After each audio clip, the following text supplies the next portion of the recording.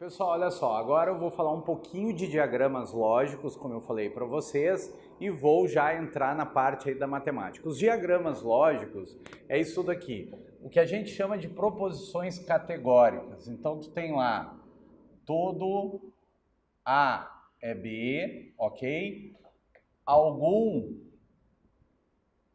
A é B, algum A é B e nenhum A é B. Então, os diagramas lógicos vai ser isso daqui, ó. Todo A é B.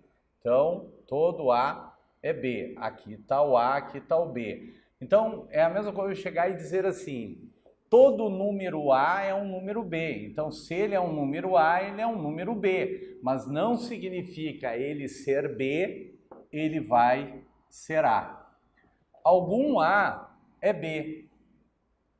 Algum A é B. Ó, algum A é B. Nenhum A é B. Aí não vai ter intersecção. Então, o nome disso aqui são chamados de quê? Diagramas lógicos. Ok, gente? Aonde a gente vai usar isso aí? Então, vamos lá.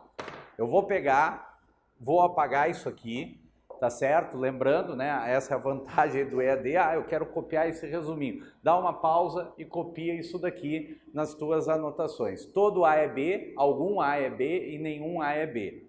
A representação do todo sempre vai ser dessa forma aqui. Aqui está o A, por fora está o B.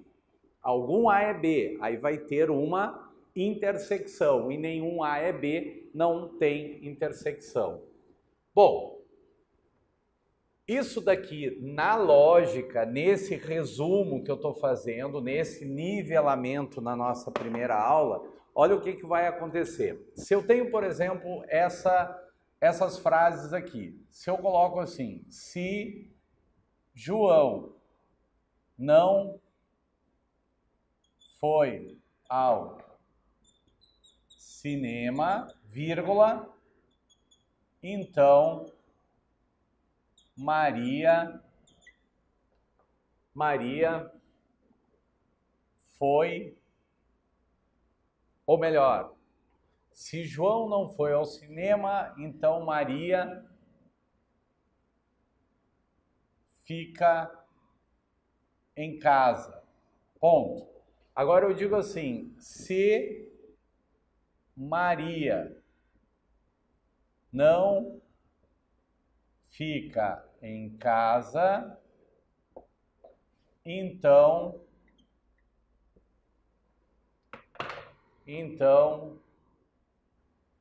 Juliana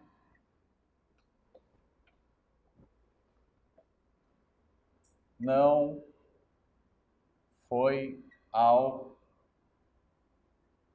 shopping. Não foi ao shopping. Aí eu vou colocar Juliana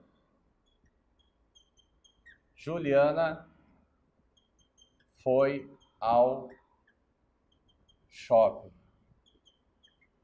Ponto. Gente, o nome disso aqui, quando a gente tem essas frases, e aí eles podem colocar em cima dessas frases dizendo que todas essas afirmações são verdadeiras. Mesmo que ele não coloque, e a partir dessas frases, o que a gente pode concluir? Aí digamos que eu tenha lá na alternativa A. Alternativa A, eu vou dizer que João foi ao cinema. Será que a gente pode deduzir isso aqui? João foi ao cinema? Letra B. Aí eu vou colocar aqui que Maria fica em casa ou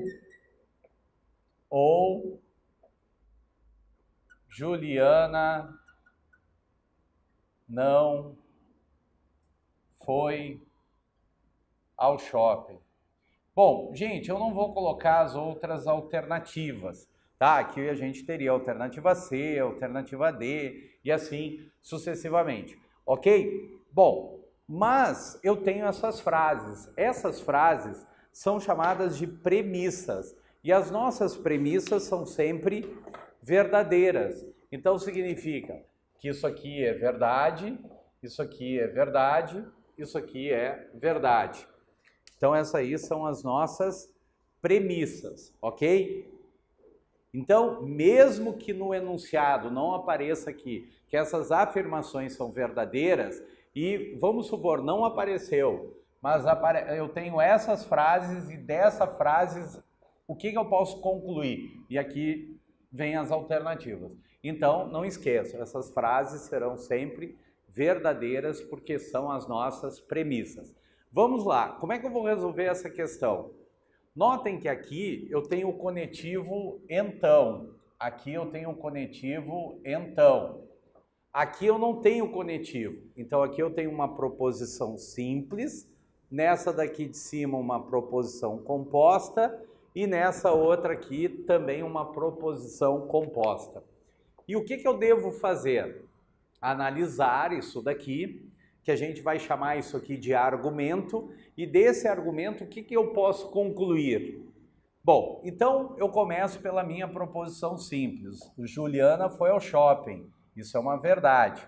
Agora eu vou procurar nessas duas frases que são proposições compostas, aonde fala da Juliana ter ido ou não no shopping. Juliana não foi ao shopping.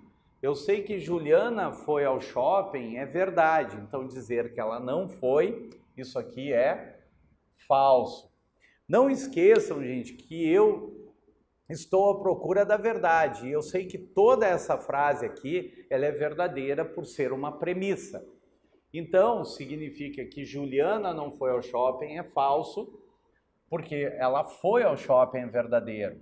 Como eu quero que toda essa frase seja verdadeira, e atenção, ó, tu tá diante do conectivo, do conectivo, o então, que é aquele da condicional. E lembra que ele vai dar falso quando der o quê? A famosa Vera Fischer. Então notem que aqui não pode ser verdade. Aqui tem que ser o quê? Falso, para que toda essa frase seja verdadeira. Então significa que Maria não fica em casa é falso. Aí eu vou para a frase de cima. A frase de cima a gente tem que Maria fica em casa. Então isso aqui é verdadeiro. Lembrando que eu quero que toda essa frase aqui, gente, ela seja verdadeira. Então notem, João não foi ao cinema. Isso aqui tem que ser verdade ou falso? Como essa frase aqui ela é uma condicional, aqui tem o então, notem que essa frase aqui, ela é verdadeira. Como eu tenho o então, antecedente e consequente, como o meu consequente é verdade, lembra que o então só dá falso quando der o quê? Vera Fischer. Então vamos supor que alguém diga, eu acho que isso aqui é verdade. Verdade, então verdade, vai dar o quê? Verdadeiro. Se alguém acha que isso aqui é falso, falso, então verdade, também dará verdadeiro. Então notem, gente, que eu não tenho como deduzir isso daqui. Eu não sei se isso aqui é verdadeiro ou se isso aqui é falso. Então, parou aí. Então vamos de novo. Juliana foi ao shopping é verdade, dizer que Juliana não foi ao shopping é falso. Como toda essa frase tem que ser verdadeira e aqui tem o então, não pode dar a famosa Vera Fischer. V de Vera, F de Fischer. Então aqui eu sei que é falso, porque falso, então falso vai dar verdade. Como Maria não fica em casa é falso, então significa que Maria fica em casa é verdadeiro. Mas agora, a partir da nossa tabuada lógica, eu não tenho como deduzir isso daqui. Porque isso aqui, se for verdadeiro, verdade, então verdade, vai dar verdade. Se isso aqui for falso, falso, então verdade, também vai dar verdadeiro. Então, gente, nós não podemos deduzir nada dessa frase aqui em relação ao João não foi ao cinema. Aí vem lá as alternativas. Letra A, João foi ao cinema? Pode ser que sim, mas pode ser que não. E na lógica, esse pode ser que sim, pode ser que não, não serve como resposta. então não é a alternativa A. Alternativa B, Maria fica em casa. Vamos ver, Maria fica em casa, é uma verdade. Vocês viram que aqui tem um conectivo ou? Juliana não foi ao shopping. Isso aqui é falso. Só que verdade ou falso vai dar o quê? Vai dar verdadeiro. Então, nesse caso, seria a minha alternativa B aqui. Por isso que eu nem botei as outras. Bom, mas como é que eu resolvo essa questão? Eu estou usando a tabuada lógica. Bom, a outra parte que eles podem nos perguntar aí é uma questão como essa. Aí eu vou usar aquilo que eu falei agora há pouco dos diagramas lógicos. Se eu tenho, por exemplo, essa frase, eu coloco assim, ó, todas as pessoas honestas, todas as pessoas honestas pagam impostos. Todas as pessoas honestas pagam impostos. Aí eu vou colocar aqui alguns jogadores não pagam impostos. Aí, a partir dessas duas frases, gente, vamos supor que eu tenha lá na alternativa A, nenhum jogador é honesto. Nenhum jogador é honesto. Letra B. Aí eu vou ter assim, ó, nenhum jogador é honesto. Nenhum jogador é honesto. Aí, digamos que agora na letra B eu tenho aqui, sabendo que todas as pessoas honestas pagam impostos, alguns jogadores não pagam impostos. E aí eu vou ter lá uma alternativa, por exemplo, assim, existe pessoas que pagam impostos. Existe pessoas que pagam impostos. Deixa eu mudar um pouquinho a frase aqui, porque eu acho que não ficou legal aqui na minha concordância. Então eu vou colocar o seguinte. Nenhum jogador é honesto, e lá na letra B eu posso ter a seguinte conclusão relacionada a essas duas frases aqui, tá? Eu poderia ter o seguinte, alguma ou alguns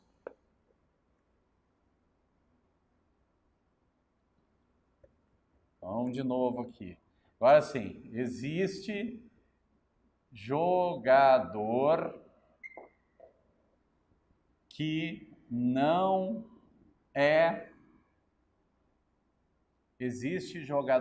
não é honesto. Como eu falei, também teria as outras alternativas, enfim, que ali eu vou olhando uma por uma. Nessa daqui, gente, que eu inventei agora, a gente não poderia resolver usando a tabuada lógica. Por que que eu não posso agora usar a tabuada lógica?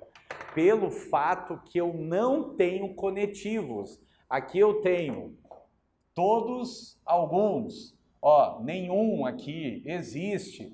Lembrando que o algum, vou colocar aqui, ó, gente, algum pode ser substituído por pelo menos e existe, tem o mesmo significado aqui. Existe, pelo menos, alguns. Então eu estou falando, isso aqui tem o mesmo significado, pode ser substituído essas palavras, alguns, pelo menos, existe, algum, tudo a mesma coisa aqui, o mesmo sentido. Então, voltando para cá, todas as pessoas honestas pagam impostos. Agora, gente, eu não tenho mais os meus conetivos, e sim eu tenho essas palavras chamadas de proposições categóricas. Como que eu vou chegar a uma conclusão daquelas frases que eles nos deram ali? Então, primeiro, todas as pessoas honestas pagam impostos. Então, aqui H de honestas e de pagam impostos. Então, notem, se a pessoa é honesta, ela paga imposto. Agora, pagar imposto não significa que seja uma pessoa honesta. Lembra? Todo A é B. Esse aqui seria o A, tudo isso aqui é o B. Então, os honestos, se ela é uma pessoa honesta, ela paga imposto. Mas não significa ela pagar imposto, ela é honesta. Então, daqui a pouco já teria lá uma alternativa que poderia dizer assim, quem paga imposto é honesto. Não, tem gente que paga imposto e não é honesto. Nem escrevi aqui, mas não seria a resposta. Alguns jogadores não pagam impostos. Então, eu posso colocar alguns jogadores, apareceram um outro personagem, outras pessoas aqui, J de jogadores, alguns jogadores não pagam impostos, esses aqui não pagam. Agora, olha como é interessante, o que eu botei na letra A? Nenhum jogador é honesto. O que a gente conclui daqui? Se a gente só faz esse desenho, esse diagrama, eu boto essa alternativa como correta. Mas eu também poderia ter uma outra situação como essa daqui, honestos, impostos e alguns jogadores não pagam impostos. Agora eu poderia fazer esse diagrama com a caneta preta pegando lá os honestos.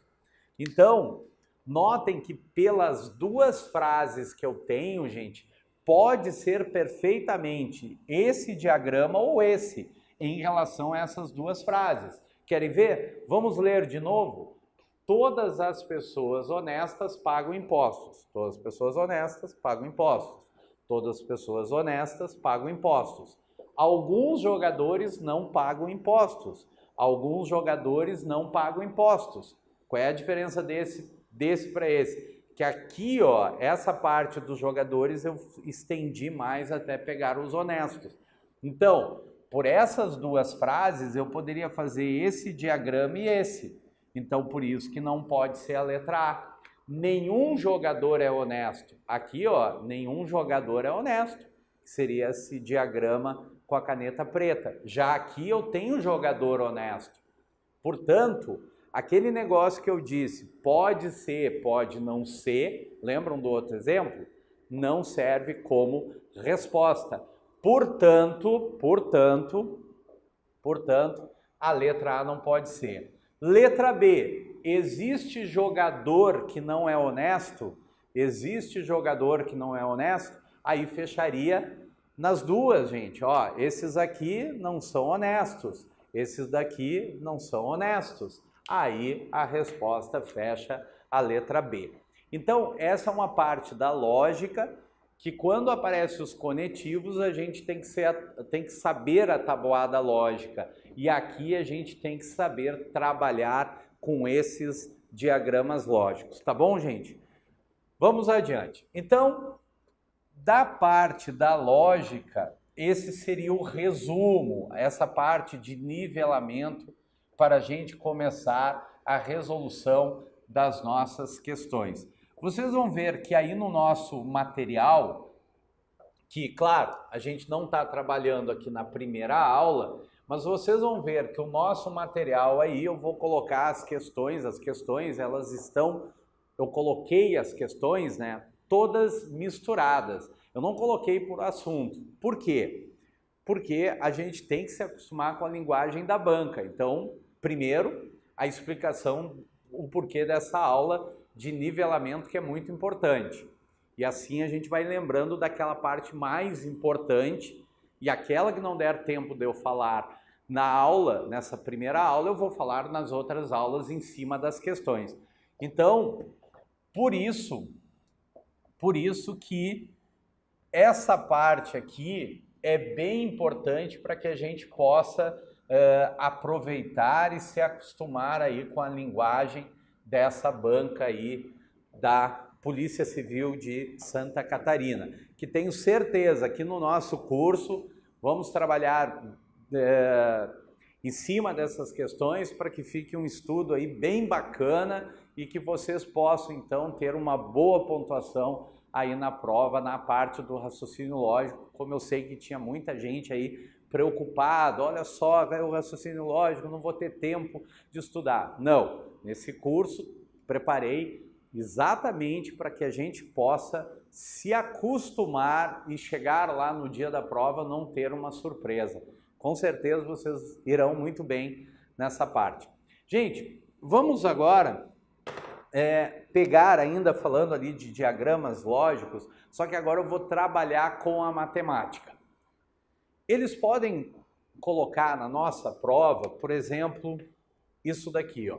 Eu vou pegar um exemplo aqui. Eu digo para vocês que foram entrevistados 200 pessoas, certo? Entrevistaram lá 200 pessoas.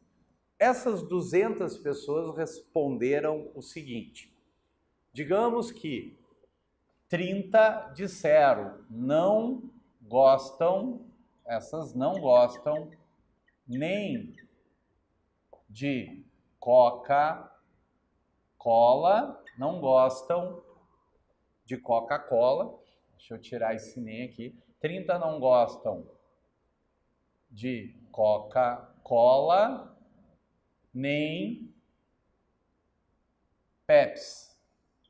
Então, 30 dessas 200 pessoas, 30 já responderam que não gostam de Coca-Cola, nem de Pepsi. Aí eu tenho que 90 responderam que não gostam de Coca-Cola. Ok? 100 responderam que gostam de Pepsi. E agora vem a parte aí que diz, seria a minha pergunta. Isso aqui eu estou tirando uma questão de concurso, só estou dando uma adaptada nela aqui para fazer um resuminho. A pergunta seria assim: quantas pessoas gostam? A pergunta é essa: quantas pessoas gostam de Coca-Cola? Agora eu já estou fazendo o resuminho aí da parte da matemática do raciocínio quantitativo, aquela que envolve cálculo. Isso aqui é muito cobrado em prova, gente, isso já caiu aí na prova da parte de polícia de outros estados. É uma questão, digamos assim, tradicional nos concursos. A gente também usa diagramas, só que agora a gente não chama de diagramas lógicos, porque a gente não está trabalhando com todo, algum, nenhum.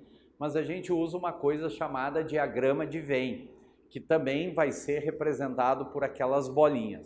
Olha só, dessa entrevista, 200 pessoas foram entrevistadas e 30 responderam que não gostam de Coca-Cola nem de Pepsi. 90 não gostam de Coca-Cola, 100 gostam de Pepsi. Qual é o total das que gostam de Coca-Cola? Quando for esse tipo de questão, tu vai observar lá na prova do que eles estão falando. Eles podem, nesse caso, eles estão falando de Coca-Cola e de Pepsi. Pode ver, parece Coca-Cola, Pepsi, Coca-Cola, Pepsi, Coca-Cola, Pepsi. Então eu vou fazer dois diagramas. Esse aqui vai ser o da Coca-Cola, certo? Coca-Cola. E esse aqui do lado vai ser o do Pepsi. Então, mesmo, gente, que tu diga assim, tá, Bart, mas como é que tu sabe que vai ter uma intersecção? Como é que tu sabe que vai ter gente que gosta das duas, de Coca-Cola e Pepsi? Tanto faz. Mesmo se não tiver ninguém aqui, eu vou escrever o número 0. Mas não tem problema eu deixar eles tendo uma intersecção. Agora eu vou montar aqui. 200 pessoas foram entrevistadas, 30 não gostam disso aqui. Então essas 30 pessoas estão aqui fora. Então a gente vai colocar aqui no nosso, o nome disso aqui, diagrama de Venn, que lembra lá, né, os diagramas lógicos, só que agora a gente está trabalhando com esses números aqui, ó. Vou colocar dentro desse retângulo. 30 não gostam de nada, ok? Agora, A gente tem que cuidar muito esse tipo de questões ou de questão é a nossa língua portuguesa, gente, porque 90 não gostam de Coca-Cola. Quem é que não gosta de Coca-Cola? Então, quem não gosta de Coca-Cola? Aquelas pessoas que não gostam de nenhuma das duas e aquelas que gostam somente de Pepsi.